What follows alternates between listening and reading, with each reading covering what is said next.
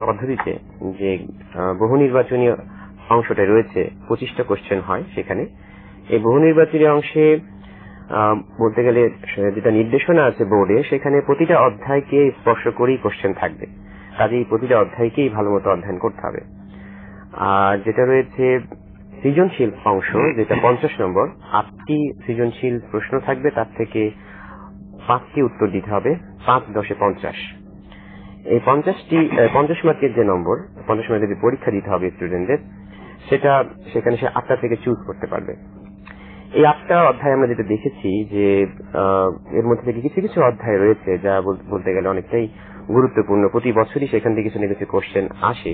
আমি যদি 2017 সালের সকল বোর্ডের অধ্যায় ভিত্তিক সৃজনশীল প্রশ্নের একটা চিত্র তুলে ধরি, সেখানে দেখা যায় যে গতি, বল এবং কাজ ক্ষমতা শক্তি 3টা অধ্যায়, অধ্যায় 2, 3 এবং 4, এখান থেকে মূলত প্রায় 16টি কোশ্চেন হয়েছে। 8টি বোর্ডের মোট 64টি কোশ্চেনের মধ্যে 16টি কোশ্চেন হয়েছে এই 3টে অধ্যায় থেকে, অর্থাৎ প্রায় 25% কোশ্চেন এই 3টে অধ্যায় থেকে হচ্ছে। কাজে বোঝা যাচ্ছে 3টে অধ্যায় কতটা গুরুত্বপূর্ণ। প্রতি বছরই এখান থেকে কোনো না কোনো কোশ্চেন থাকে এবং একাধিক কোশ্চেনও থাকে। এরপর যেটা দেখা যায় যে স্থির তড়িৎ, চল তড়িৎ এবং তড়িতের চৌম্বকীয় 3টি অধ্যায়, এই 3টি অধ্যায়ে মোট 18টি কোশ্চেন হয়েছে 64টির মধ্যে গত বছর, যা কিনা প্রায় 28%।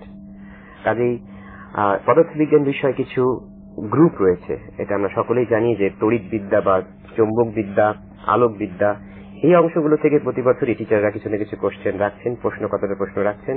কাজে যদি একটু মনোযোগ দেওয়া যায়, তাহলে এই অংশগুলোকে যদি আলাদা আলাদা করে কেউ মনোযোগ সহকারে বা গুরুত্ব সহকারে নেয়, তাহলে সেখান থেকে সে একটা কোশ্চেন আনসার করার সুযোগ পায় বলে এটা আমরা দেখে আসছি। এরকমই আরেকটা অধ্যায় রয়েছে তরঙ্গ ও শব্দ।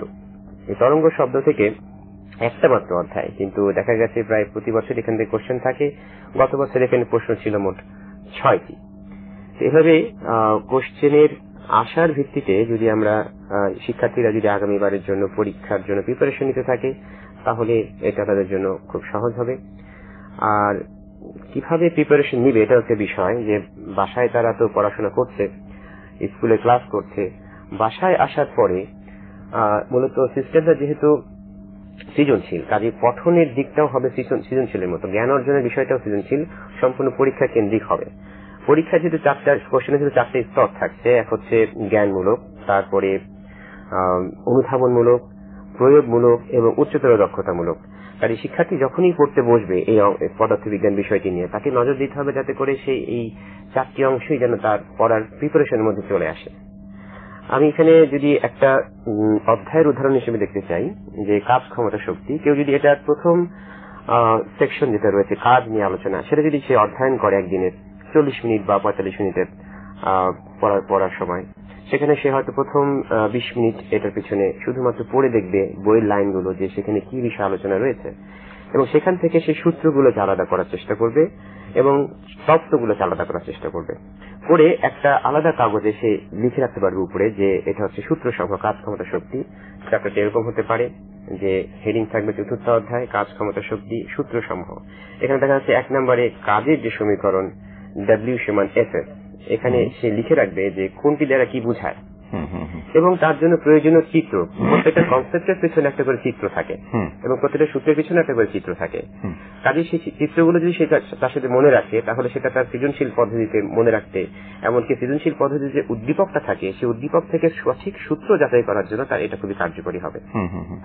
এই অংশটা সে প্রিপারেশন নেওয়ার পরে বাকি থাকলো জ্ঞানমূলক। সে একটা সেকশন পড়ছে, খুব বেশি তার প্রতিদিন আসবে না জ্ঞানমূলক, কিন্তু একটা সেকশন আপনি আসবো। আপনি বলছিলেন যে জায়গাটা জ্ঞানমূলক নিয়ে আমরা পুরো বিষয়ে কথা বলবো। আসলে আমাদের এখানে যে পরীক্ষা, এই পরীক্ষার ক্ষেত্রে তো বহু নির্বাচনের উত্তর তাকে করতে হবে, এই জন্য পুরো বই খুব ভালো করে দেখা খুবই দরকার। পাশাপাশি সৃজনশীল যে অংশ, যেখানে 8টি প্রশ্ন থাকবে, 5টি উত্তর করতে হবে, সেইটি আরো একটু ভালো করে কি করে করা যায়, সেখানে জ্ঞান, অনুধাবন, প্রয়োগ, উচ্চতর দক্ষতা, এই পুরো বিষয়টি আপনি চমৎকার বলছিলেন। তো প্রিয় দর্শক, বিশেষ করে পরীক্ষার্থীবৃন্দ, আমরা একটু আগে সুফিয়ান সাদেক আলীর কাছে এটা শুনছিলাম যে তিনি চমৎকার করে এই যে পরীক্ষার জন্য কোন কোন চ্যাপ্টার বা অধ্যায়ে অনেক বেশি বারবার পরীক্ষায় আসতে দেখা গেছে, তার একটি পরিসংখ্যান আমাদের কাছে তুলে ধরলেন। এবং এই পরিসংখ্যানের মধ্য দিয়ে সুস্পষ্ট হলো যে কয়েকটি যেটি গতি, বল, কাজ ক্ষমতা, শক্তি, স্থির তড়িৎ, চলতড়িৎ এবং তড়িতের চৌম্বক ক্রিয়া। এই কটি যদি ভালো করে দেখা যায়, এর আগে দেখা গেছে অন্তত পক্ষে 50% ওপরে পরীক্ষায় প্রশ্ন এখানে থাকে, অর্থাৎ তার হিসেব মতো 52% থাকছে। অর্থাৎ এইগুলো খুব খুব গুরুত্বপূর্ণ। আমরা দেখি এই বিষয়ে মোহাম্মদ মুকিমউদ্দিন তার বক্তব্য কি, তিনি কি বলছেন। আর আমাদের এখন যে উদ্দেশ্যটা সেটা হলো পরীক্ষা যেহেতু প্রায় 6 মাস বাকি আছে, আপনি একদম দিনক্ষণ তারিখ হিসেব করে ফেলেছেন, তো তাদের প্রস্তুতি দেওয়ার জন্য আরেকটু কি করে গভীরভাবে তারা পাঠ করতে পারে। আমি প্রথমে জানাই এসএসসি পরীক্ষার্থীদের শুভেচ্ছা। সামনে সেপ্টেম্বর থেকে জানুয়ারি পর্যন্ত প্রায় 5 মাস সময় রয়েছে। এখন আর আগস্ট মাসে প্রায় 21 দিন সময় রয়েছে। 5 মাস 21 দিন, প্রায় 171 দিন সময় রয়েছে সম্ভাব্য তারিখ অনুসারে। সাবজেক্ট এসএসসি লেভেলে 14টি সাবজেক্ট রয়েছে। প্রতি সাবজেক্টকে যদি অ্যাভারেজ করি তাহলে একটা সাবজেক্টের জন্য তার সময় থাকবে প্রায় 12 দিন। এবং ফিজিক্সে যে চ্যাপ্টারগুলো রয়েছে প্রায় 14টা চ্যাপ্টার, 12 দিন সময় যদি থাকে তাহলে প্রতিটা চ্যাপ্টারের জন্য তাই ম্যাক্সিমাম 1 দিন সময় পেতে পারে। আমাকে টার্গেট নিতে হবে সামনে, যেহেতু টেস্ট পরীক্ষা 11 তারিখ অক্টোবরে। টেস্টের পূর্ব প্রস্তুতি হিসাবে তাকে একটা ফুল ফিজিক্স বইয়ের উপর একটা প্রিপারেশন নিতে হবে এবং টেস্টের পরে তাকে ফাইনাল এক্সামের জন্য প্রস্তুতি নিতে হবে। এই মুহূর্তে তাকে দেখতে হবে কোন চ্যাপ্টারগুলো সে দুর্বল রয়েছে। যেমন যে চ্যাপ্টারগুলো এখন সৃজনশীলগুলো, অনুধাবন অঙ্কগুলো, উচ্চতর দক্ষতার যে গাণিতিক সমস্যাগুলো আছে সেগুলোর উপর জোর দিতে হবে। এবং এমসিকিউ যে প্রশ্নগুলো রয়েছে 2D পয়েন্ট 4টা না দেখে যেন সে অ্যান্সার করতে পারে। যেমন আমি বললাম পানির আপেক্ষিক চাপ কত, সে যেন বলতে পারে 4200 joule per kg per kelvin. সে উত্তর না দেখে যেন সঠিকটা বলতে পারে। ধরে ধরে পড়তে হবে এবং কোন চ্যাপ্টারগুলো সে এখনো দুর্বল রয়েছে সেগুলো পড়তে হবে, প্র্যাকটিস করতে হবে। এছাড়াও যে সৃজনশীলগুলো রয়েছে, যেমন গতির চ্যাপ্টারগুলো কিছু প্রবলেম পড়ে যে আসলে কোন রুলসটা ফলো করবো, সূত্রগুলো কি। সূত্রগুলো আছে, যেমন ওই চ্যাপ্টার সূত্রগুলো প্রথমে লিখতে হবে যে S সমান UT plus half AT square, অথবা S সমান V গুণন T, কখন কোন সূত্রে অ্যাপ্লাই হবে। যেমন S সমান V গুণন T, যখন কোনো গাড়ি সমবেগে থাকবে তখন এই সূত্রে অ্যাপ্লাই করবে, আর যখন ত্বরণে থাকবে তখন S সমান UT plus half AT square.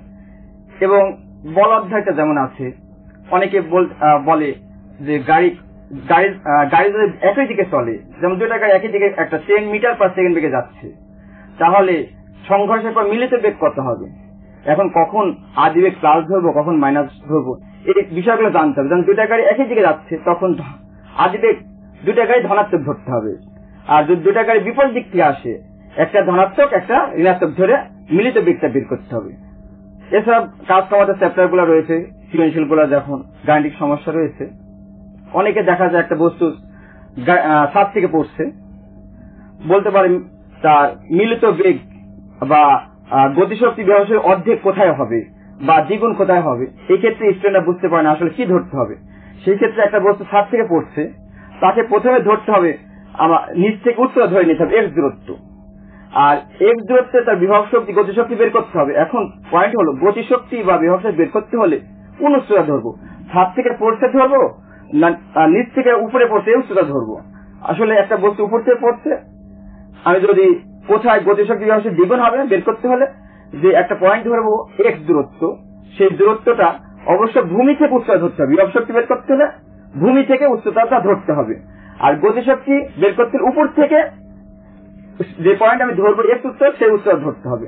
এই শর্ট রুলস গুলা আমাদের এই মুহূর্তে করতে হবে। এবং প্রতিটা অধ্যায়ে এখন উত্তর ছাড়া, যেমন এক কথা উত্তর, আমি আগে বলছিলাম বরফের আপেক্ষিক চাপ কত, আমি সঠিক অ্যান্সারটা লিখবো এমসিকিউ এর জন্য, এটা মনে রাখতে হবে।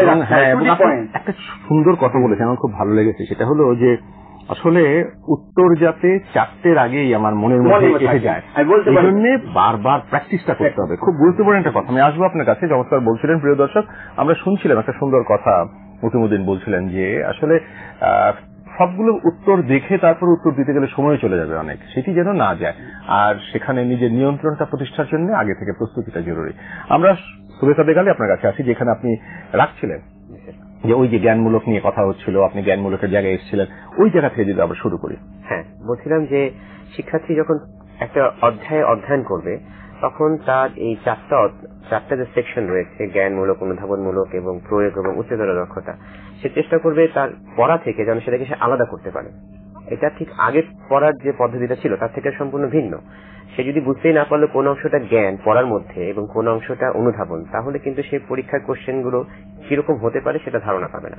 এখন অবশ্য গত 3 বছরের কোশ্চেন হয়ে গেছে 15, 16 এবং 17।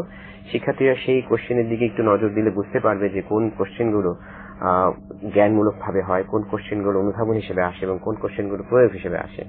কাজে পড়ার ক্ষেত্রে সে যখন একটা সেকশন বা অধ্যায় পড়বে তখন অবশ্যই খাতায় লিখে রাখবে যেখান থেকে কি কোশ্চেন হতে পারে। বিশেষত সংজ্ঞা জাতীয় প্রশ্ন যেগুলো হয় সেগুলো জ্ঞানমূলক, আর অনুধাবনমূলক অংশ থাকে। অনুধাবন গুলো থাকে যেরকম আমি যদি কাজের ক্ষেত্রে বলি, জ্ঞানমূলক অংশ হবে এরকম যে সিম্পলি কাজ কি এবং এক জুল কাজ কাকে বলে। এটা board question, board 2000 Chattogram board 2016-তে আসছে, তারপরে 2017-তে আসছে।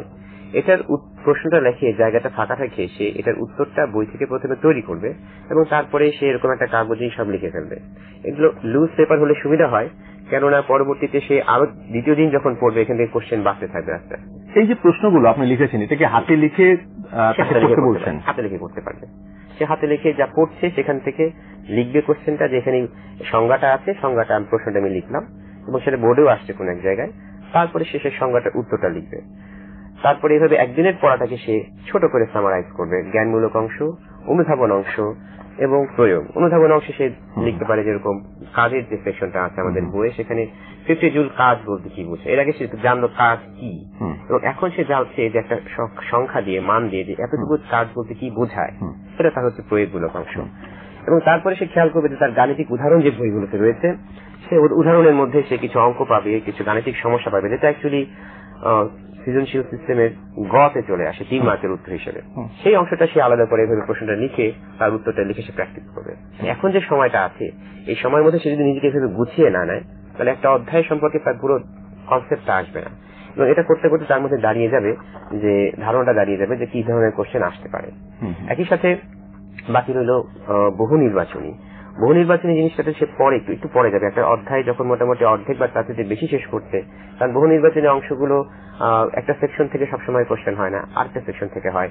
কাজে পুরো অধ্যায়টার সম্পর্কে মোটামুটি ধারণা না আসলে সে বহু নির্বাচনে যেতে পারবে না। তবে সেক্ষেত্রে সে কিছু মডেল কোশ্চেন, যে কোশ্চেনের গুলোর উত্তরগুলো একটু ব্যাখ্যা দরকার বা একটু ক্যালকুলেশন দরকার, সেই ধরনের প্রশ্নগুলোকে সে আলাদা করে একটা পেজে লিখে রাখতে পারে, চার্ট করতে পারে যে কি কি কোশ্চেন আসছে বোর্ডে, এবং যেগুলো তার ব্যাখ্যাটা সে উত্তরটাও জানা থাকলো, পাশাপাশি ব্যাখ্যাটাও এখানে সে ক্যালকুলেশনটা করে রাখলো। এভাবে এটা জাস্ট তার প্রিপারেশন নেওয়ার প্রক্রিয়া। যেহেতু সময় মোটামুটি আছে, তাকে প্রিপারেশনটা নিতে হবে।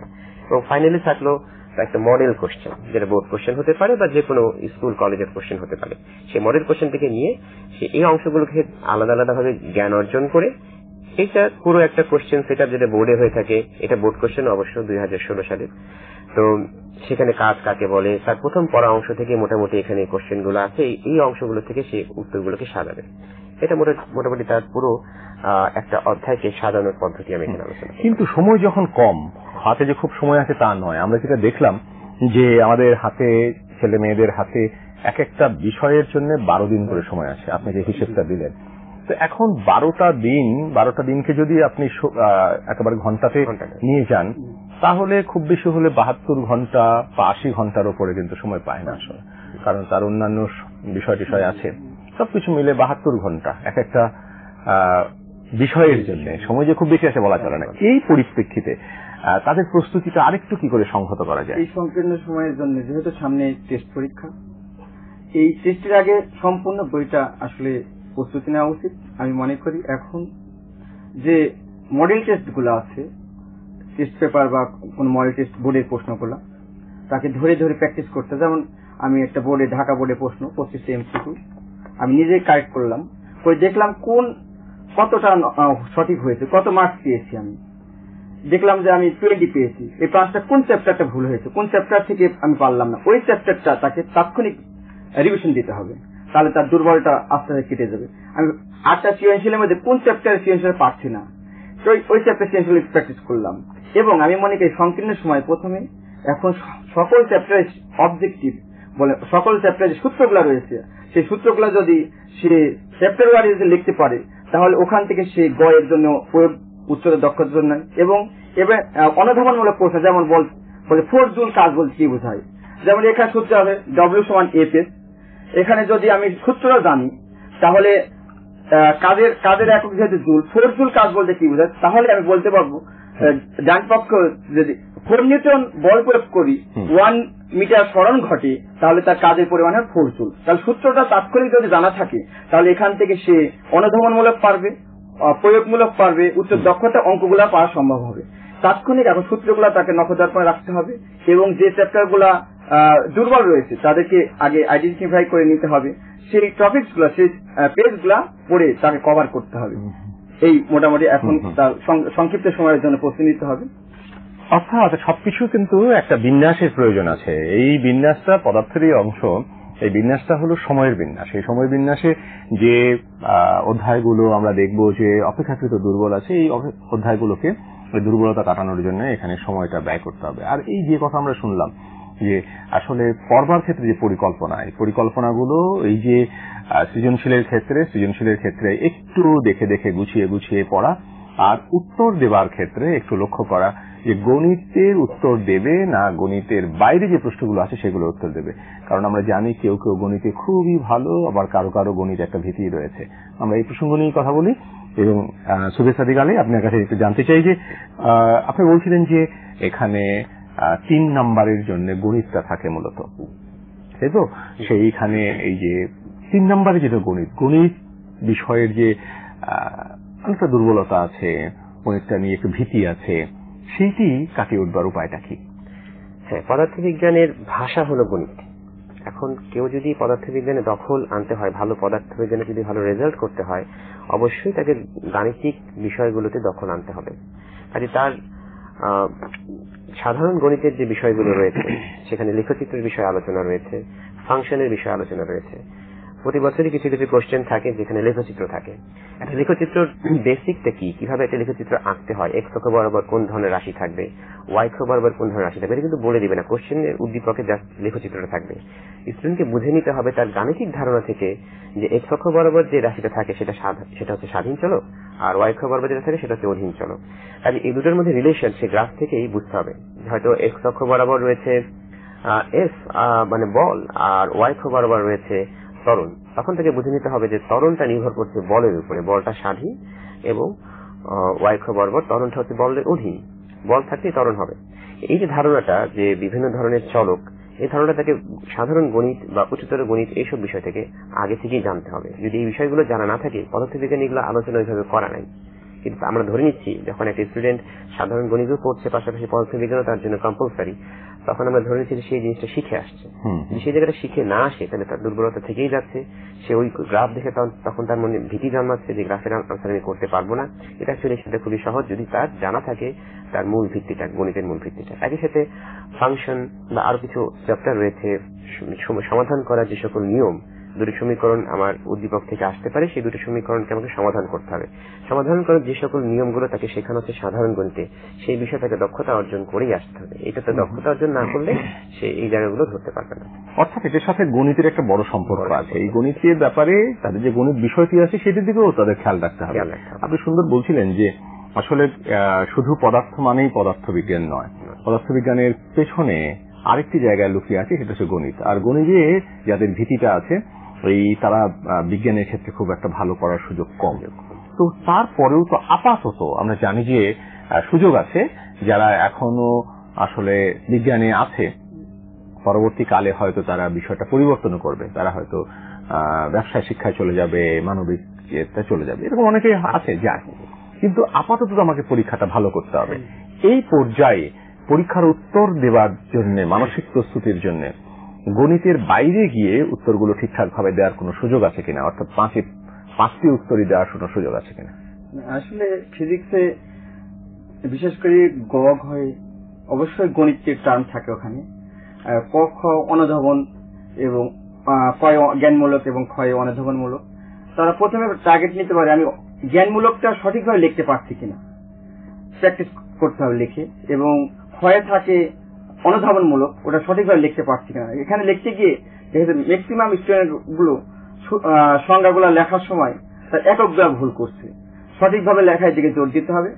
আর অঙ্ক যেহেতু ম্যাথ গাণিতিক সমস্যা, অবশ্যই ফিজিক্সে গাণিতিক সমস্যা ম্যাক্সিমাম থাকে, এখানে ম্যাথ ছাড়া ভালো কিছু করা যাবে না। এই কারণে প্রথমেই বলছিলাম প্রতিটা চ্যাপ্টার গুলো যদি সূত্রগুলো আয়ত্ত থাকে তাহলে তার ম্যাক্সিমাম অঙ্কগুলো তার দ্বারা সম্ভব হবে। তাকে সূত্রগুলো জোর দিতে হবে, অঙ্কগুলো সে ধরে প্র্যাকটিস করতে হবে, আর ফুল রুলসে হবে। এবং কিছু চ্যাপ্টার রয়েছে যেমন আলোর প্রতিফলন প্রতিসরণ, এখানে কিছু চিত্র রয়েছে। এই চিত্র থেকে চিত্র যখন আমি লিখবো বা অঙ্কন করব, অবশ্যই আলোটা কোন দিকে যাচ্ছে এই তীর চিহ্নটা দিতে হবে, প্রতিবিম্ব কোথায় তৈরি হচ্ছে, লক্ষ্যবস্তু কোথায় রয়েছে, তীর চিহ্নগুলো দিতে হবে। সঠিকভাবে দিলে তাহলে তাকে এই বিষয়গুলো তাকে লক্ষ্য রাখতে হবে। আর বিশেষ করে কিছু চ্যাপ্টার রয়েছে যেমন স্থির তড়িৎ, এখানে সংজ্ঞাগুলো লিখতে পারছে, কিন্তু অঙ্কগুলো যখন থাকে তখন দুইটা চার্জ রয়েছে, তাদের লব্ধি পাবল কোথায় জিরো হবে তাকে আগে বুঝতে হবে। দুইটা চার্জ যদি থাকে একই ধর্মী প্লাস থাকে তাহলে তার লব্ধি পাবলটা মাঝের কোন বিন্দুতে হবে। অর্থাৎ দুইটা দূরত্ব আছে, দূরত্ব 5 মিটার, দূরত্ব 5 মিটার মাঝে হবে, কিন্তু একটা প্লাস চার্জ একটা মাইনাস চার্জ আছে, এদের লব্ধি পাবল্য দুইটা চার্জের বাইরের কোন বিন্দুতে হবে। এটা গাণিতিক সমস্যাগুলো করার সময় অ্যান্সার সবই করছে কিন্তু সঠিক অ্যাপ্লাইটা করতে পারছে না, এই জায়গায় এটা ভুল করে, এই জায়গায় জোর দিতে হবে, অর্থাৎ রুলস গুলা মনে রাখতে হবে, তাহলে এখানে ভালো কিছু করা সম্ভব। ফিজিক্সে গাণিতিক সমস্যা ব্যাপক কিছু সমস্যা নয়, যদি সে সূত্রগুলো জানে, যদি নিয়মিত প্র্যাকটিস করে এবং নিজেকে যাচাই করে আমি কোনগুলো ভুল হচ্ছে সেগুলো বারবার যদি দেখে, তাহলে মোটামুটি এই সংকীর্ণের সময় ভালো কিছু আশা করতে পারে। এইটাই সবচেয়ে বড় ব্যাপার, প্র্যাকটিস মেক্স ম্যান পারফেক্ট। এই প্র্যাকটিসটাই হচ্ছে সবচেয়ে বড় ব্যাপার, এই দিকেই আসলে খেয়াল রাখার কথা এখানে আমরা শুনছি। মোহাম্মদ সুবেহ সাদেক আলী, আপনার কাছে আসি। আপনি যে প্রসঙ্গ বলেছিলেন এইটার বাইরে যে চ্যাপ্টার গুলো আছে বা অধ্যায়গুলো আছে, এই ব্যাপারে আপনি বলুন যে আসলে আপনি তো প্রায় 52% এর ক্ষেত্রে বলে দিয়েছেন 52% যেটা হবে, কিন্তু এর বাইরে 48% রয়ে গেছে। তো হ্যাঁ, এর বাইরে আরেকটা গুরুত্বপূর্ণ অংশ রয়েছে যেখানে আলোর প্রতিফলন এবং প্রতিসরণ, আর এছাড়াও রয়েছে আধুনিক পদার্থবিজ্ঞান, ইলেকট্রনিক্স এবং জীবন বাঁচাতে পদার্থবিজ্ঞান। অবশ্য এই লাস্টের দুটো অধ্যায় থেকে মূলত জ্ঞান এবং অনুধাবনমূলক কোশ্চেন বেশি হয়, সেখানে গাণিতিক অংশগুলো তেমন হয় না, কারণ এখানে গাণিতিক সূত্র তেমন একটা নেই অধ্যায়গুলোতে। এখান থেকে কোশ্চেন খুব বেশি হয় না, একটা বা একটাই বেশিরভাগ হয়, একটা কোশ্চেন 8টার মধ্যে। আর বেশিরভাগ কোশ্চেন যেখানে আমি বললাম তার মধ্যে আরেকটা অংশ আমাদের থেকে যাচ্ছে পদার্থের অবস্থা এবং চাপ, এবং আরো একটা গুরুত্বপূর্ণ অধ্যায় বস্তুর উপর তাপের প্রভাব, তাপের একটা অংশ গুরুত্বপূর্ণ। এই তাপ এবং চাপ এই অংশ থেকেও গত বছর প্রায় 13টি কোশ্চেন হয়েছে, অর্থাৎ প্রায় 20%। তাহলে এই 13টি কোশ্চেনের জন্য যদি কেউ এখানে যদি কেউ দেখে যেখানে চাপ সম্পূর্ণ ভিন্ন একটা অধ্যায়, তাপ একটা ভিন্ন একটা অধ্যায়, এই দুটো অধ্যায় থেকে কোনো না কোনো বছর একটা করে কোশ্চেন থাকছে। আর এই অংশগুলোতেও তাকে অধ্যয়ন করতে হবে এবং এখানে প্রতিটা চ্যাপ্টারের জন্য যে গাণিতিক রাশিমালাগুলো রয়েছে সেই রাশিমালাগুলোকে সম্পূর্ণ ধারণা নিতে হবে।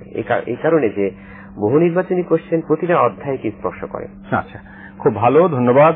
বহু নির্বাচনী প্রত্যেকটা যে প্রশ্ন, সেই প্রশ্নটার উপরে প্রত্যেকটা অধ্যায়ের উপরে আসলে নির্ভর করে আছে। সব মিলিয়েই আমাদের এই আলোচনা। আমরা মোহাম্মদ মফিমউদ্দিন আপনার কাছে জানতে চাই, সব শেষে আমাদের ছাত্রছাত্রী যারা আছে এই যে পরীক্ষা দেবে, আপনার কথাতে সময় খুব কম, কি করণীয়? যদি শিক্ষার্থীদের জানাতে চাই, যেহেতু আমাদের সৃজনশীল 8টা প্রশ্ন হবে, যদি 8টা অধ্যায় পড়ি সবগুলো অধ্যায় অ্যান্সার করতে পারবে তার সঠিক। প্রতিটা 1 নম্বর অধ্যায়ের সঙ্গে 14 নম্বর অধ্যায় অ্যাড হতে পারে, এই কারণে কোথায় বলতে চাই কোন অধ্যায় বাদ দেওয়া যাবে না, সকল অধ্যায়গুলো পড়তে হবে, নখদর্পে রাখতে হবে। তবে এখন ধরে পড়তে হবে জ্ঞানমূলক গুলো পড়লাম, আমি পাচ্ছি কিনা সংজ্ঞাগুলা, প্রতিটা অধ্যায়ের সংজ্ঞাগুলা আমি আইডেন্টিফাই করলাম যে এই সংজ্ঞাগুলো আমার পরীক্ষার বিগত সালে আসছে, 2015, 16, 17 সালে আসছে, সংজ্ঞাগুলো পড়লাম, জ্ঞানমূলক অনুধাবনগুলো পড়লাম, পর্যায়ক্রমে আমি প্রয়োগে গেলাম, ধাপে ধাপে দেখা যায় 5টা প্রশ্ন আসে, এখানে ক খয়ে 3 মার্কস থাকে, 5টা প্রশ্নে 3 পাতা 15 মার্কস সে পেয়ে যাবে। পর্যায়ক্রমে সে ধাপে ধাপে যদি আগাতে থাকে ইনশাল্লাহ সে অবশ্যই ভালো করবে। এবং ওভারঅল পরিশেষে বলতে চাই, কোন চ্যাপ্টার যদি বাদ দেওয়া হয় তাহলে ভালো কিছু করা সম্ভব হবে না। মোহাম্মদ সুবেহ সাদেক আলী, সবশেষে কি বলবেন? সবশেষে বলবো যে নিয়ম অনুবর্তিতা, এর কোনো বিকল্প নেই। প্রতিদিন পদার্থবিজ্ঞান এমন একটা বিষয় যেটা প্রতিদিন তাকে ধরতে হবে। এমন করা যাবে না যে হ্যাঁ আমি 2 দিন পদার্থবিজ্ঞান পড়বো, 2 দিন গণিত পড়বো, 2 দিন রসায়ন পড়বো, এমনটা নয়। সায়েন্সের স্টুডেন্ট হিসেবে প্রত্যেকটা স্টুডেন্টকে ফিজিক্স, কেমিস্ট্রি, ম্যাথ এই বিষয়গুলোতে প্রতিদিন তাকে স্পর্শ করতে হবে। এটা এমন একটা চর্চার বিষয় যা কয়েকদিন গ্যাপ দিলে তার আগের পড়াগুলো তার নিউরন সেল থেকে চলে যাবে। নিউরন সেলকে তাকে হুকিং করতে হবে প্রতিটা দিন। এইভাবে প্রতি সপ্তাহের পড়াকে একবার রিভিউ করতে হবে, যে সামনে যে কটা দিন রয়েছে, এবং মাসের পড়াটাকে রিভিউ করতে হবে। এই রিভিউ করলে সে যা অর্জন করছে, যে পড়ছে, জ্ঞানগুলো অর্জন করছে, সেটা আশা করা যায় সে পরীক্ষা সঠিকভাবে অবস্থাপন করবে। তার সাথে রয়েছে বিভিন্ন প্রশ্নের উত্তরের আনসার প্র্যাকটিস করা, এবং সেখানে সবচেয়ে গুরুত্বপূর্ণ যে অংশটা হলো সেটা হচ্ছে সময় মেপে আনসার করা। পরীক্ষায় যেভাবে পরীক্ষায় স্টুডেন্ট যেভাবে পরীক্ষা দিবে, সেখানে প্রতিটা উত্তরের জন্য তার নম্বর সময়টা বন্টন করে নিতে হবে। এখানেও 4টা অংশ থাকছে: জ্ঞান, অনুধাবন, প্রয়োগ এবং উচ্চতর দক্ষতা। সেখানে দেখা যায় যদি 150 মিনিটের পরীক্ষা আমাদের, অর্থাৎ 2 ঘন্টা 30 মিনিট, 5টি উত্তর দেওয়ার জন্য সে 150 মিনিট সময় পাচ্ছে। রিভিশনের জন্য 5টি কোশ্চেনে যদি আমি 4 মিনিট করে বরাদ্দ রাখি, তাহলে মোট 20 মিনিট বাদ দিলে 130 মিনিট থাকছে। এই 130 মিনিট সে যদি প্রতিটা নাম্বারের গড় দেখে, তারপরে প্রতিটা নাম্বারের বিপরীতে সে 2.5 মিনিট করে সময় পাচ্ছে। এটি সবচাইতে গুরুত্বপূর্ণ একটা অংশ। ধন্যবাদ মোহাম্মদ সুবের সাদেক আলী, ধন্যবাদ মোহাম্মদ মকিমউদ্দিন। প্রিয় দর্শক, আপনাদের সবাইকে অনেক অনেক শুভেচ্ছা। যে কথাটি উঠে এলো সেটি হলো যে নিয়মানুবর্তিতা, এবং নিয়মানুবর্তিতার সাথে সাথে যারা পরীক্ষার্থী তাদের জন্য এমপিসি মানে ম্যাথ, ফিজিক্স এবং কেমিস্ট্রি। প্রতিদিন এই এমপিসি এই পদ্ধতিটাকে যে অবলম্বন করা যায়, ম্যাথ, ফিজিক্স এবং কেমিস্ট্রি, তাহলে অবশ্যই বিজ্ঞানের ছাত্রছাত্রীরা ভালো করবে, আর এই নিয়মানুবর্তিতাই তাদেরকে সাফল্যের শীর্ষে পৌঁছে দেবে। আমরা আজকে ফিজিক্স নিয়ে কথা বলেছি, অর্থাৎ পদার্থ। এরপরে আমরা কথা বলবো কেমিস্ট্রি নিয়ে, অর্থাৎ রসায়ন নিয়ে। তাহলে এই ধারাবাহিকতা এমপিসি থাকছে। আশা করি আপনারা আমাদের সঙ্গে থাকবেন। প্রিয় দর্শক, রবি, মঙ্গল, বৃহস্পতি 3 দিন বাংলা ভিশনে আমাদের এই আয়োজন। আগামী বৃহস্পতিবার রসায়ন। আপনারা সবাই ভালো থাকুন, সুন্দর থাকুন। ধন্যবাদ।